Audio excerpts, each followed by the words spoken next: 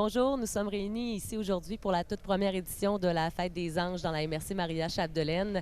Une Fête des Anges, c'est pour tous ces enfants partis trop tôt, en cours de grossesse ou quelques mois après la grossesse. On parle également de fausses couches et ça a été finalement une très belle réussite de cette première édition.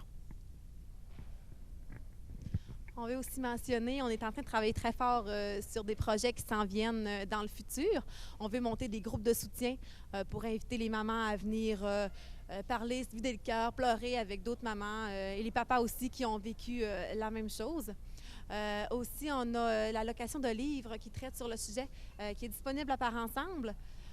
Donc, s'il y a des mamans qui aimeraient faire des lectures, puis que ça pourrait leur apaiser un peu leur peine, il y a ça disponible. Ensuite, il y a un groupe Facebook qui est disponible, qui est, je me souviens plus, Les ailes d'un ange.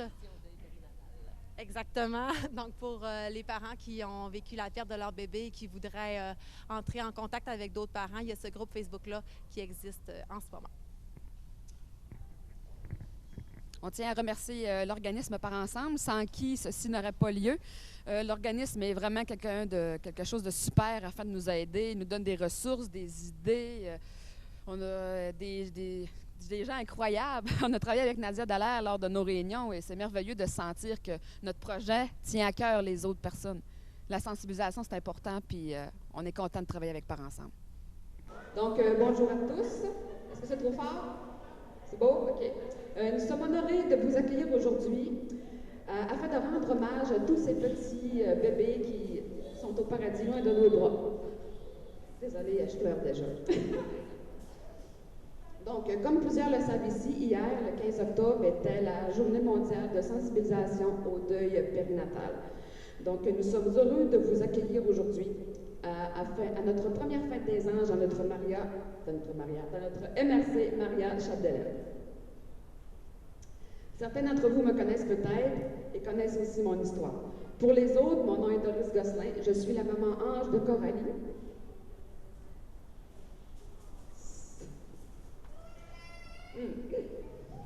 Coralie, ma petite fille de 1 livre et 5 onces, qui a eu ses ailes d'ange le 28 mars 2014 après un combat de 13 jours. Donc, cette journée me touche énormément. Malgré la peine de l'avoir perdue, je garde un très grand bonheur d'avoir eu la chance de la rencontrer. Nous tenons aussi à souligner tout le courage que cela vous a pris à tous et chacun afin de venir aujourd'hui nous voir en cette journée spéciale. Nous avons aussi une pensée envers tous ceux pour qui la tristesse est trop grande et pour qui c'est tout simplement insurmontable de venir nous voir. Nous souhaitons aussi remercier Mme Janine Cabouette ainsi que le maire de Beaumistassini, M. Richard Hébert, de nous honorer de leur présence. Je cède maintenant la parole à Mme Nadia Dallaire, intervenante de Parents Ensemble. Bonjour tout le monde. C'est sûrement que j'ai le bonheur, le privilège d'accompagner ces mamans-là dans leur beau projet, qui est d'offrir du soutien au niveau du deuil périnatal. Ça fait que ça me fait plaisir de les accompagner aujourd'hui. Alors, je voulais aussi vous mentionner qu'il y a aujourd'hui l'atelier communautaire qui vont être présents pour avoir un premier souvenir de qu'est-ce que c'est la fête des anges. Alors, merci Hélène. Pour avoir un souvenir là, de qu'est-ce que c'est la première fête des anges dans la MRC Maria Chapdelaine, on tient quand même à souligner qu'ils vont respecter aussi les familles qui sont ici. Ça fait que s'ils vous filment, ça va être plus par en arrière. Ils sont ici vraiment pour filmer ceux qui sont en avant, qui ont accepté d'être filmés. Fait que c'était un petit mot que j'avais à vous dire. Bonjour, moi c'est Anne-Pierre. Et c'est lorsque j'ai dû faire face à une fausse couche que je me suis sentie impuissante et vraiment seule. C'est lors d'une causerie bébé qui avait eu lieu à Parents Ensemble, un 15 octobre, journée du deuil périnatal, que je me suis rendu compte qu'on était plusieurs à vivre ce deuil. Et entre mamans, nous avons décidé de changer les choses et de faire en sorte de créer des ressources pour que les mamans ne se sentent plus seules à faire face à cette épreuve. Donc, on a voulu que les mamans puissent avoir des ressources pour mieux passer au travers l'épreuve. Donc, nous travaillons vraiment très fort depuis 1 an pour offrir de l'écoute, du soutien et du réconfort à toutes les mamans et aux papas qui vivent la perte de leur bébé.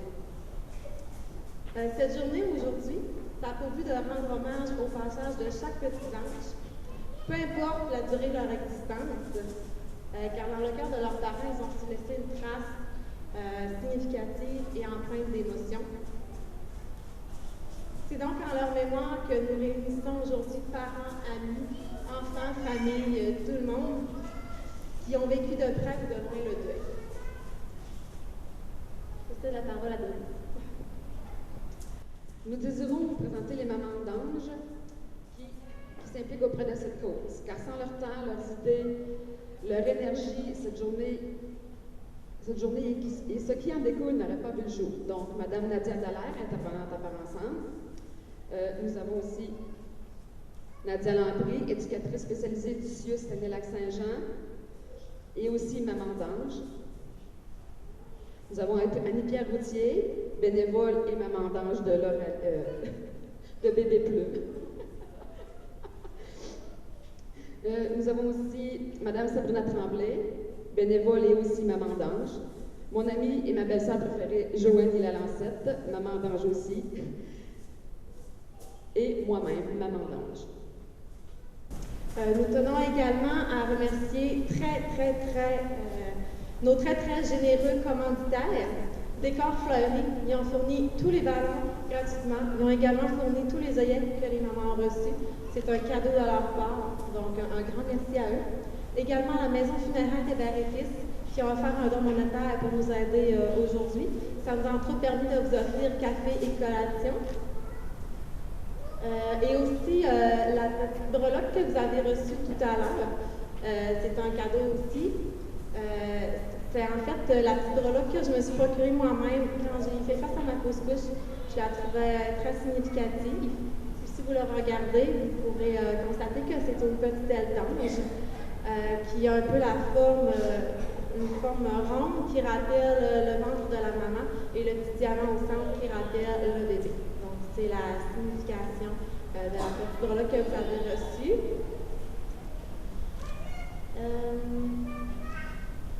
Et c'est ça. Donc, j'inviterai maintenant Sabrina Tremblay qui va venir vous raconter son histoire. Bonjour à tous et merci d'être là. C'est un projet qui me tenait vraiment à cœur. Ça fait 5 ans maintenant que je suis mamange et c'est une fête que je trouve importante à souligner parce que malheureusement, c'est souvent incompris par bien des gens. J'ai toujours voulu des enfants et si j'avais pu, j'en aurais eu bien avant, mais quelquefois, tout n'arrive pas comme on veut. Un demi-garçon.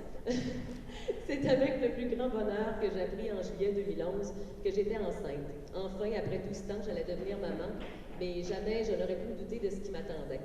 Tout semblait être de notre côté. Bébé avait été conçu selon les calculs le lendemain de mon 29e anniversaire, donc on se disait que ça pouvait juste bien aller.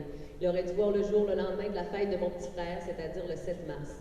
Les premiers mois se déroulèrent à merveille. Oui, OK, j'avais mal au cœur, j'avais des nausées assez fréquentes, mais là, on sait qu'enceinte, hein, c'est tout à fait normal. La fatigue était aussi très grande, et pour les premiers mois, encore là, rien de plus normal.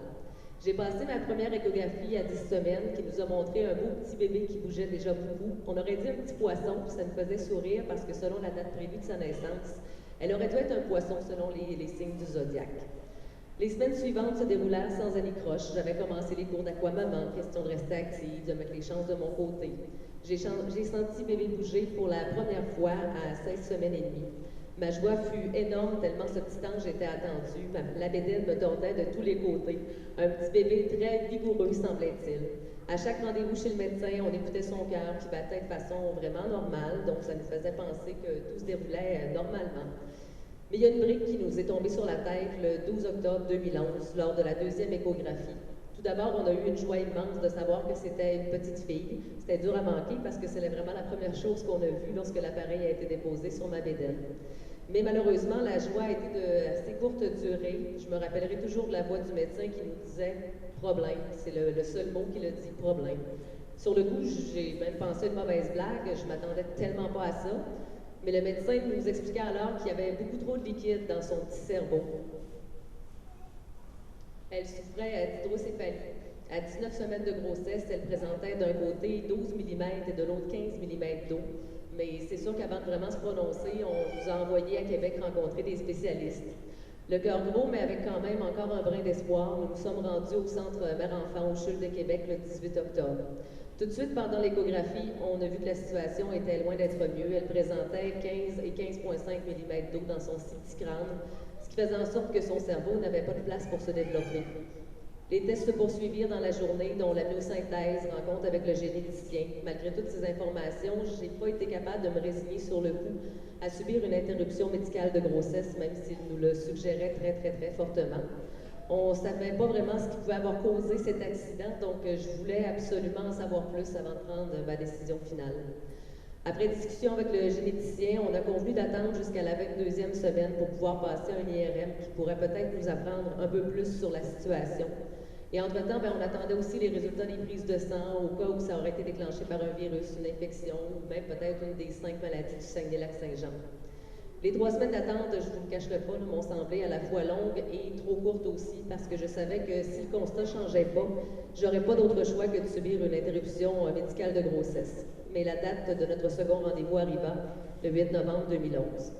À nouveau, on s'est rendu au CHUL, tout d'abord pour l'IRM en matinée et pour une nouvelle échographie en après-midi, qui malheureusement nous démontra que la situation avait vraiment empiré. Elle était maintenant rendue à 18 mm d'eau de chaque côté. L'hydrocéphalie prenait de l'ampleur et le seuil de tolérance est 10 mm de chaque côté parce qu'à ce seuil-là, c'est possible, une fois l'accouchement effectué, de peut-être réussir à sauver le bébé. Mais là, à 18 mm d'eau de chaque côté, c'était vraiment trop. La nouvelle nous a atteint comme un coup de tonnerre. Je devais me faire à l'idée, l'interruption de grossesse était imminente. Et après une nouvelle rencontre avec le généticien, la date tomba. Je devais entrer à l'hôpital le lendemain pour l'interruption médicale de grossesse. Cette journée a été partagée en plusieurs émotions. La tristesse, bien sûr, de devoir dire au revoir à ma fille, mais au travers de la journée, on a quand même eu quelques bonnes nouvelles, si on peut dire ça comme ça. On n'est pas porteur d'aucune maladie. Tout semblait indiquer qu'après les résultats des prises de sang, de l'IRM, que ce qui est arrivé à notre petite princesse, c'était une erreur de parcours. Il y a un petit boyau qui semblait ne pas s'être débouché lors de la division cellulaire, empêchant l'eau de s'écouler de son petit crâne. Pourquoi? On ne le saura jamais. L'interruption devait donc se dérouler le 9 novembre, mais le téléphone sonna vers 11 h pour m'annoncer qu'il n'avait pas de place dans la journée et que l'intervention était remise au lendemain. Laissez-moi vous dire que ce n'est pas une nouvelle très réjouissante, même si on ne voulait pas que le jour J arrive. Quand tu es rendu à ce moment-là où la décision a été prise, le délai est encore plus difficile à vivre. Je suis finalement entrée à 8 h du matin le 10 novembre 2011 pour l'interruption médicale de grossesse. Comme j'en étais à seulement 23 semaines, il fallait précipiter les choses, c'est-à-dire faire réagir le col de l'utérus. Ils le font à l'aide de petites pilules qu'ils appellent les misos. C'est une procédure en raison de doses toutes les 4 heures. J'ai reçu ma première dose à 10 h 50, après 4 heures, rien. Deuxième dose, 14 h 50. Les premières contractions ont commencé vers 16 h 30. Et peu de temps après, on m'installait la péridurale. Il aura finalement fallu 5 doses avant l'arrivée de ma petite puce d'amour à 7 h 06, le 11 du 11 2011. Elle est arrivée en vie, elle a été baptisée, couchée sur mon cœur. Elle est restée avec nous jusqu'à 7 h 45, moment où elle a poussé son dernier souffle, entourée de notre amour. Nous l'avons bercée, enlacée, embrassée, jusqu'à 14 h avant de réussir à la laisser partir. Avoir pu, je l'aurais gardée dans mes bras pour le reste de mes jours. Nous avons pris une multitude de photos pour se rappeler de son si beau visage qui était un parfait mélange entre moi et mon conjoint. Elle avait mes yeux et ma bouche, elle avait le front, le nez et les oreilles de mon chum. Un si bel ange qui est passé que trop rapidement dans nos vies, mais qui restera à jamais dans notre cœur. Laurie-Ange, tu es et restera notre première petite fille bien-aimée. Laurie, c'est le nom qu'elle devait porter au départ. Vu la situation, nous l'avons transformée en Laurie-Ange, qui, je crois, est vraiment de mise. Aujourd'hui, j'ai la chance d'être la maman de 3 magnifiques garçons. Zach, le plus grand, qu'on voit juste ici, né en 2012. Puis ma belle surprise, les 2 petits qui me courent autour depuis tantôt, les jumeaux, Alex et Olivier, nés en 2014. Chaque jour, je remercie le ciel de les avoir près de moi en pleine santé, mais il y aura toujours sur mon cœur et mon âme une cicatrice laissée par le passage trop rapide dans nos vies de ma petite fée des étoiles, car on n'oublie pas et on apprend à revivre avec cette terrible perte.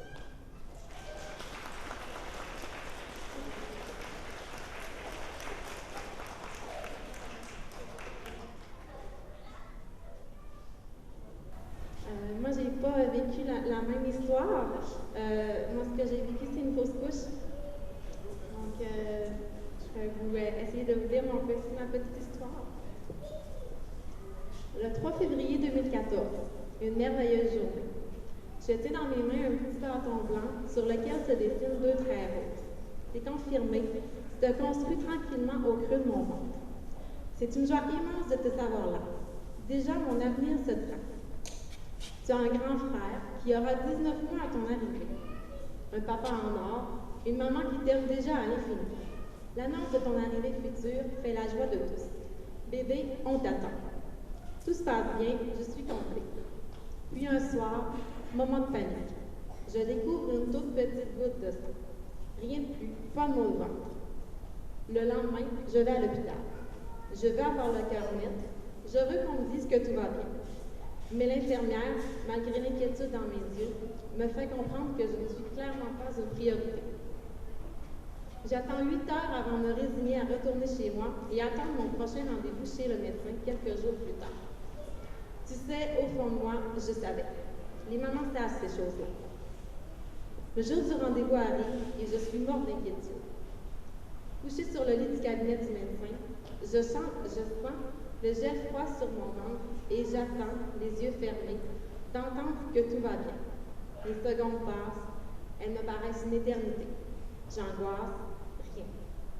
On ne réussit pas à entendre ton petit cœur battre. J'aurai une échographie le lendemain pour valider ce qui se passe. Je retourne donc chez moi, encore plus inquiète. L'angoisse et l'attente est insupportable. Dans la salle d'attente le lendemain, c'est interminable. Il n'y a eu aucune autre trace de sang. Théoriquement, je ne devrais pas m'inquiéter. Après tout, je ne remplis pas le fameux une serviette à l'heure. Et pourtant, mon feeling est mauvais. Je m'installe pour l'échographie et à l'instant où tu apparais à l'écran, les larmes coulent sur mes joues. Tu es si petit, beaucoup trop petit. Pas besoin qu'on me dise quoi que ce soit. Il y a certaines choses dans la vie qu'on ne contrôle pas et la durée d'une grossesse en fait partie. Dans ma tête, c'est le monde qui s'écroule autour de moi. Une énorme vague a tout englouti. Une tempête a tout emporté sur son passage, me laissant seule au milieu de rien. C'est une scène au ralenti, en noir et blanc, avec comme trame sonore un vague bruit de fond de toutes mes pensées qui défilent. C'est un cauchemar. Mais pourquoi je ne me réveille pas? Je lève les yeux, le médecin remplit sa prescription et m'explique la suite des choses. Je ne l'écoute pas. Mon corps est devant lui, mais moi, je suis absente depuis déjà un moment. Il sait que j'ai de la peine, mais pour lui, je suis 1 sur 4. Une statistique, rien de plus normal. C'est pas grave, ça arrive. Je ne suis ni la première, ni la dernière. Et pourtant, à cet instant, rien n'aurait pu être plus tragique. Mon bébé est décédé. Comment est-ce possible? Ça n'arrive qu'aux autres. Mais quand l'autre, c'est nous, ça fait mal.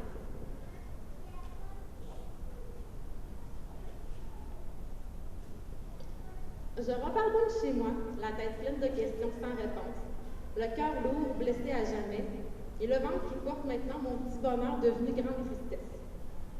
Je suis arrivée chez moi en pleurant toutes les larmes de mon corps. Je n'ai pas eu le courage de prendre les comprimés de misoprostol cette journée-là. J'en étais incapable. Et puis je ne réalisais pas ce qui était en train d'arriver. Peut-être j'allais enfin me réveiller. Cette nuit-là, je t'ai parlé, mon trésor. Je t'ai demandé de partir par toi-même. Je ne voulais pas te forcer à quitter mon ventre. Je ne pouvais pas me débarrasser de toi. Je ne pouvais pas. J'imagine que tu trouvais ça difficile aussi, parce que tu es resté là. Le lendemain, je n'avais plus le choix. C'est en début d'après-midi, après avoir couché ton frère pour sa sieste, que nous nous sommes installés dans le lit, son papa et moi, et que nous avons finalement dû insérer près de mon col, tout près de toi, les 4 comprimés qui allaient définitivement mettre fin à la grossesse. Je ne dirai pas la douleur, physique, psychologique, émotionnelle. De toute façon, il n'y a pas de mots pour décrire.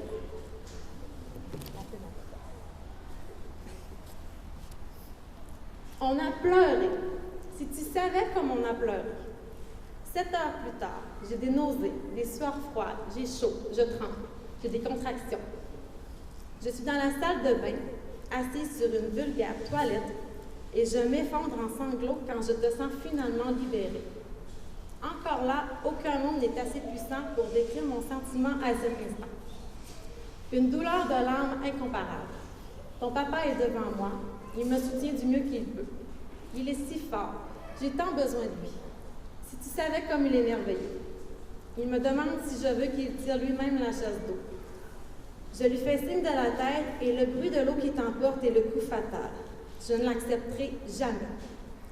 Comment peut-on laisser une mère laisser partir rien de moins que son bébé dans la cuvette des toilettes? Comment c'est possible? Je suis désolée, mon cœur, tellement désolée. Ce n'est clairement pas ce que je voulais.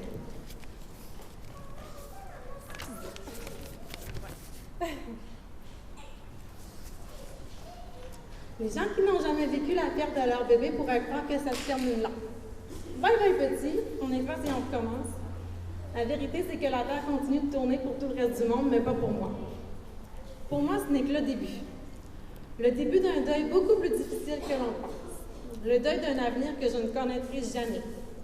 Le début d'un long cheminement pour guérir cette immense blessure. Une fausse couche, c'est se sentir seule contre l'univers. C'est d'être impuissante, tellement impuissante. C'est de devoir répéter durant des jours, des semaines, à chaque personne que tu croises, que ma grossesse s'est arrêtée. Pourquoi? Je ne sais pas. Parce que. C'est devoir entendre encore et encore les mêmes discours maladroits. Les c'est pas grave, il était malade. Les tu en auras d'autres. Et la vie est bien faite. Et pourtant, non. Comment la vie peut être bien faite quand elle t'enlève une toute petite vie qui n'aura duré que quelques semaines à peine, mais qui était si précieuse? Une fausse couche, c'est la culpabilité et l'incompréhension. C'est 1 million de questions qui demeureront à jamais sans réponse. Une fausse couche, c'est d'avoir honte de pleurer encore quand tout le monde te fait croire qu'il est temps de passer à autre chose. C'est de se sentir coupable quand on est victime. Et de se demander sans cesse qu'est-ce qu'on a bien pu faire pour que notre bébé décide de partir.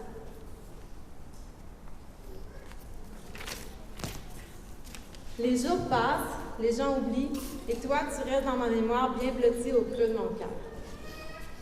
Je t'ai fait une promesse, petite plume. Je t'ai promis que ton existence, aussi petite aura-t-elle pu être, laisserait une trace, et pas seulement sur mon cœur. 2 ans et demi plus tard, nous sommes exactement le jour où tu serais né, et je raconte ton histoire pour tenter de changer le monde, rien de moins. J'espère que tu es fière, petite plume. Et comme le soleil finit toujours par revenir après la tempête, ta petite sœur est née le 3 février 2015, 1 an, jour pour jour, après que tu aies dévoilé ton existence sur un test de grossesse. Ces petites poulettes-là.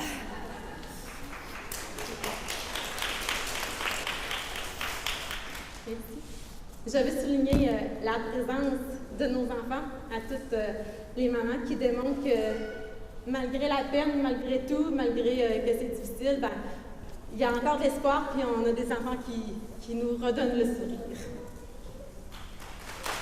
Donc, nous vous invitons maintenant à aller chercher vos ballons qui sont situés à l'arrière, à ma gauche, votre droite. Vous avez eu un petit papier, je crois, tout à l'heure. Vous pouvez donc aller chercher la couleur qui vous est assignée. Oui? Oui, nous avons un discours de dernière minute, pas de problème. Non, mais je tenais à être ici aujourd'hui pour participer avec vous, pour être solidaire avec vous autres, tout le monde.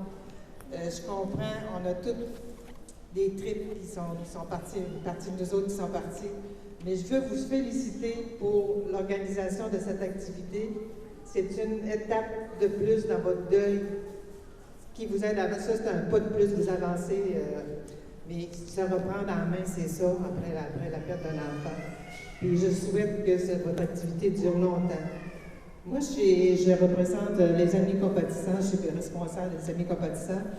Puis je veux dire qu'on a une réunion chaque mois à l'Arrimage, au centre de l'Arrimage. Puis ça nous fait plaisir de vous accueillir, les mamans anges, comme toutes les autres mamans qui sont en deuil d'un enfant, peu importe l'âge, vous êtes les bienvenus. Je vous souhaite une bonne journée. Merci, Mme Jeannette Calais. Donc, comme je le disais, vous pouvez vous diriger pour aller chercher vos ballons. Il y a des crayons de disponibles si vous désirez écrire un petit message à votre ange. Il n'y a pas de problème, on n'est pas pressé. Prenez le temps d'écrire quelque chose, prenez le temps de verser quelques larmes. On est là pour ça. Donc, les ballons sont en arrière. Allez-y.